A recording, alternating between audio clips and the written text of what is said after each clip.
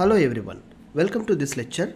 In this lecture, you are going to learn max with coding. How to apply max operators of arithmetic operators in coding. Just simply take a file called new python max. Put as your wish to a new file name. I am using command line to max operators. Now let's see very simple examples we'll see here. Basically the numbers are two types will going to works in the in this particular session, and in India especially we follow like BODMAS rules for max, and other countries like PODMAS, US or somewhere else wherever it is applicable. The same rules will apply in Python as well, where the max you are learning while writing in learning the max and adding like addition, subtraction, multiplication, and the symbols are there. No, the same way the rules are applying here also. Let's see here a numbers called integer numbers, like the whole number, and floating point number, which is a number with a period or a decimal point which is added in between the numbers.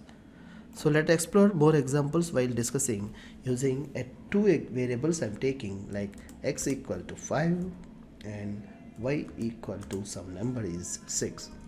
So here like z equal to x plus y. So the print statement, just a minute, print of z. What is the value which is stored in the z I want to see. So let's see. Now run the program. Wow, I'm getting the total is 11 straight away. So I have applied very clearly a simple BODMAS rule to getting x variable value is 5 and y variable value is 6. So here x plus y, it is applying very clearly, and the value of the storing the sum of these two numbers is storing into z, and z, when I see the output, I'm getting a total. If I'm changing the value here 5161, when I run the program, I'll get straight away the total. I didn't want to touch any other line. So 112. So this way, not only a small number, you can also make it big number. The sum will automatically come here.